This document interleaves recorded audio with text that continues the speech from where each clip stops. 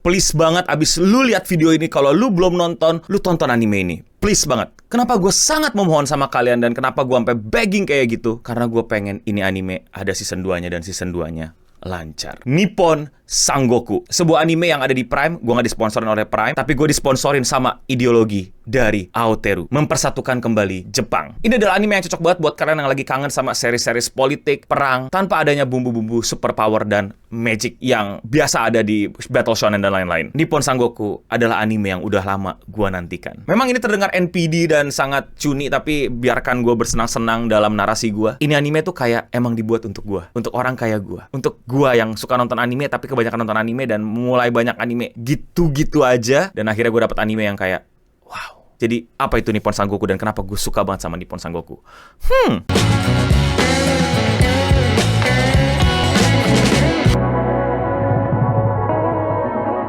Ini adalah review satu season setelah gue menonton Nippon Sangoku. Buat kalian yang pengen nonton first impression gue di Nippon Sangoku di episode 1-3, pendapat gue terhadap anime itu awal-awal, kalian bisa nonton di thumbnail yang seperti ini dulu, baru balik ke video yang ini. Tentu akan sangat spoiler alert, jadi buat kalian yang pengen gak kena spoiler, stop, langsung langganan Prime, langsung nonton Nippon Sangoku. Sekali lagi gue gak disponsorin oleh Prime, tapi ini anime tayangnya cuma di Prime doang. Dan kenapa gue suka banget sama Nippon Sangoku? Pertama-tama, Nippon Sangoku sangat-sangat tidak cocok kalau kalian pengen nontonin aksi, berantem, adu kekuatan, zero to hero, semangat nakama, semangat tomodachi, dan waifu-waifuan. Tetap ada, tapi dikit.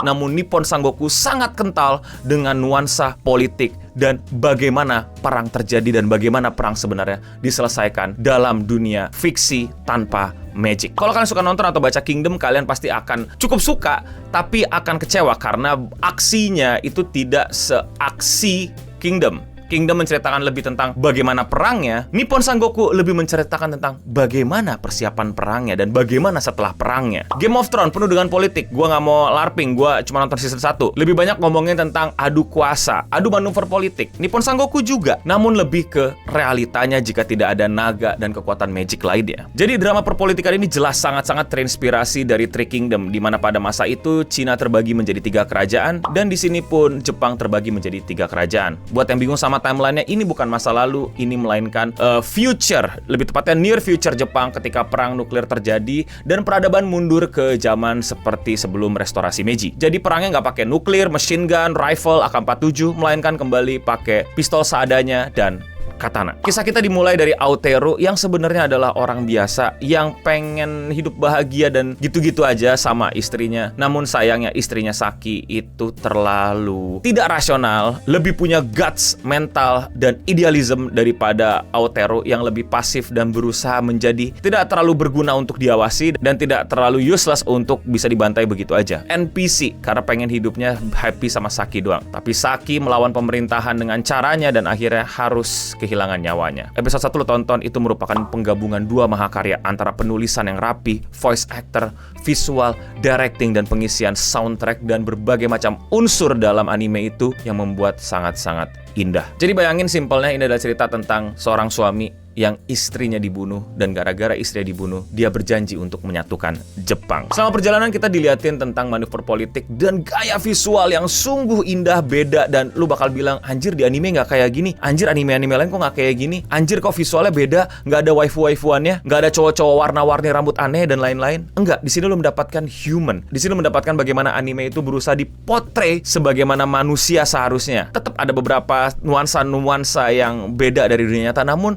sangat erat dan lekat dengan dunia kita. Dari fashion, gaya rambut, atau sesimpel mata. Dan lu tahu apa yang keren dari anime ini? Anime ini tuh pernah di tengah episode kehilangan karakter utama. Bukan kayak Eren yang dimakan, melainkan kayak nggak diceritain aja. Saking kerennya side karakter. Bayangin, baru season pertama mereka langsung fokus ke karakter-karakter lain yang dimana karakter utama kita mesti ditarik dari cerita dan kita tetap bisa enjoy. Kita ngedapetin Ryumon, kita dapetin Asama, kita dapetin Taira Denki si anjing, terus dapetin Ogawajima, waifu segala umat, kita dapetin Go, kita dapetin Kaku, dan berbagai macam karakter lainnya di beberapa episode yang bener-bener membuat kita invested dan membuat kita jadi bertanya-tanya, ini orang bakal ngapain, ini orang nasibnya gimana, ini orang motifnya apa, ini orang maunya apa, apakah dia sebaik itu, apakah dia bener-bener pengen melakukan itu dan lain-lain. And it's so beautiful. Seperti yang gue cerita, inti dari anime ini adalah tentang perang. Tapi bukan perang ya. Bahkan kalau lu nyari adegan perangnya sebagaimana gue yang suka film-film kolosal, lu nggak dapet, tapi like dikit gitu. Film ini lebih menceritakan bagaimana perang itu terjadi dan bagaimana lu di belakang layar. Selama ini kita cuma dapat perang, adu kekuatan, reinforcement, menang. Di sini malah lebih ke bagaimana cara kita menang. Emang mesti kirim pasukan? Bagaimana suplai makanannya? Jalurnya gimana? Dan itu gue suka banget. Gue indah banget, kayak ini buat gue banget karena gue demen banget ngeliat kayak peta tiba-tiba ada musuh di sini, kita musuh di sini. Gue suka banget karena gue biasa main game-game top down kayak Total War, Age of Empire dan lain-lain gitu. Kayak seneng aja gitu dapat kotak, oh ini kita, ini pemimpinnya, ini leadernya, dia lagi ngarah ke sini. It's a very very beautiful piece of art yang udah lama pengen gue tungguin ada narasinya, nggak cuman gue main di game. Dan nggak hanya tentang perangnya, manuver politiknya, nggak selamanya lu di pihak A berarti semua yang di A setuju sama lu. Ada faction lain, ada house lain, ada orang yang berusaha mengambil kesempatan dalam kesempitan, ada upaya ini, ada upaya itu. Pihak lawan juga bagaimana visinya. Pihak lawan juga punya orang pinternya, bukan cuma NPC biasa yang dipakai cuman untuk mengkarakter developkan MC kita, ngerti gak sih lu? Jadi kayak NPC yang memang diciptain untuk mati, untuk membuat karakter kita punya trait baru, punya semangat baru, atau punya keyakinan yang lebih terhadap visi misinya. Enggak. Tiap karakter di sini selayaknya menurut gua manusia. Mau sebaik-baiknya lu, mau seniat-niatnya lu, kadang lu ya kalah aja, atau kadang lu ya beruntung aja, atau kadang lu sedang berada di momen yang tepat. Bahkan untuk menang perang seperti film-film, lu cuma butuh kayak speech keren, ya semuanya keren, semuanya ayo ikut bersamaku, akulah pemimpin. Enggak. Lu butuh korbanin, lu butuh matiin salah satu orang di antara lu untuk sekedar mempertahankan posisi lu menjadi seorang pemimpin. Itu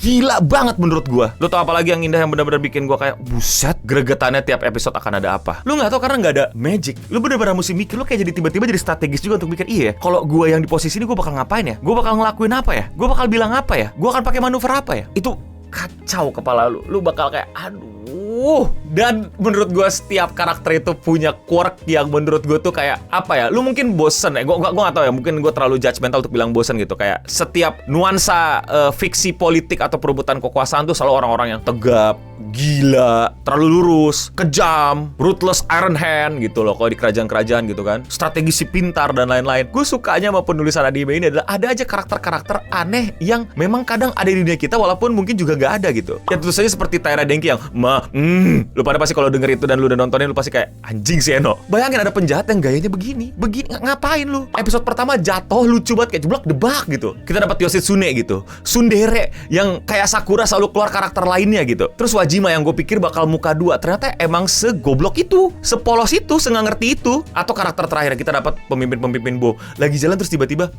lu gak bakal berontak kan? Kayak what the fuck man? Sumpah karakternya aneh tapi kayak gimana ya? Membuat ini tidak menjadi generik gitu loh. Politik-politik yang tergap akan ku balaskan dendamku, keluarga aku harus kembalikan honor. Luar biasa. Anjir, ini seru-seruan ngumpul-ngumpul apa sih bang? Itu adalah acara kami namanya Wibu Sepulang Kerja. Yes, kalian bisa ketemu gua dan teman-teman Clean Sound lainnya di acara tersebut. Ngobrol, main board game, ngadu Naruto, dan tentu saja karaoke. Acara ini udah rutin kita lakuin sebulan sekali. Dan kalian semua walaupun bukan wibu pun boleh ikut selama bayar tiketnya. Info acara, di mana, kapan, tiket berapa, semua bisa kalian dapetin dengan follow Instagramnya nakama.main. Sampai ketemu para nakama di Wibu Sepulang Kerja. Now back to the video. Dan please buat yang belum nonton, please tonton, please cobain, please take a look. Episode satunya buat orang tua bahkan terlalu berlebihan visualnya, tapi episode berikutnya gue sangat salut, sangat indah, sangat gue pengen baca manganya. Gue pengen baca manganya. Gue nyari manganya. Ini menurut gue keren. I'm too invested with this. Bahkan waktu episode aduh gue akan panjang cerita. Episode yang waktu mereka kejepit tuh, yang kayak si Ryumon kejepit. Lu bakal gimana? Lu bakal ngapain? Dan kalau lu bilang silly banget taktiknya, lu cuma diam gitu dan akhirnya berhasil, itu kan kayak terlalu fiksi dan lain-lain. It's happen bro. Di dunia nyata ya lu bahkan nggak perlu pasukan untuk ngalahin musuh lu gitu loh. Lu cukup adu guts gitu loh. Taktik manipulasi yang bikin musuh lu jadi klewer-klewer gitu. That's happened in real life bro. Nggak selamanya harus perang by one terus. Gue juga suka tuh realismenya waktu si Yoshitsune Asama naik kuda. Nih di realitanya kan lu nggak bisa naik kuda seharian gitu nyebrang negara gitu. Ya itu ada pos-posnya untuk lu ganti kuda. Kayak sisi realistiknya tuh bener-bener pengen dikentelin banget di sini bahwa lu tuh nggak ada yang namanya magic superpower hanya karena lu MC lu akan menjadi dimudahkan semuanya gitu. Terus anjing banget sih plotnya season 1 di akhir. Aduh spoiler lagi ya. Gue bete banget karena gini, gue tuh seneng banget akhirnya Aoteru sama Yoshitsune Kitsune dan Ryumon yang tadi kita lihat sudah terpojok faksi mereka akhirnya bisa membuktikan kalau mereka berhasil. Aoteru berhasil membuktikan si kaisar kaisar puppet ya, emperor puppetnya Taira itu bisa satu episode sebelum terakhir yang dimana kayak Susume, hai, itu gua kayak anjir, itu jantung gua badung banget anjir, itu kayak keren. Jadi kemenangan yang akhirnya kita dapatkan karena kita investasi sama karakter utama kita yang dikucilkan dan diserang luar dalam, diserang musuh dari luar dan diserang di musuh di dalam, dan akhirnya untuk pertama kalinya Aoteru bisa ngalahin Taira Denki. Si anjing tiba-tiba bikin skema pembunuhan wajib, anjing, kayak kita nggak boleh menang dikit bro gitu loh. Sekarang Aoteru masuk penjara, gue kayak anjing, ini gila banget plotnya, kita nggak boleh menang dikit. Dan gue inget, ini anime realistis banget gitu loh, nggak yang tiba-tiba lo menang dan akhirnya season 2 akan ada power baru, enggak. Season 1 diselesaikan dengan karakter utama kita masuk penjara, kan bangsat, babi kata gue mah. I'm too invested with this man, gue bisa yapping berjam-jam untuk ngomongin ini, dan gue sering ngobrol juga banyak teman-teman gue mengenai anime ini. Semoga lu pada juga bisa merasakan hype-nya gue, keseruan gue. Gue pengen ke Osaka, udah ada banyak pop-up-nya. Dan kenapa sih lu pengen orang-orang pada nonton ini? Karena kalau banyak yang nonton, angkanya membuktikan kalau ini anime berhasil dengan gaya baru dan style baru, ya tentu saja akan dibantu lah secara dana sama para pengambil keputusan eksekutif dan board of board of eksekutif atau yang lainnya lah yang ngurus anime ini. Please banget, bagus sekali. Sama yang direct adalah Kazuaki Sensei Terasawa yang bikin Fujimoto 1726. Emang cocok. Dah, buruan nonton.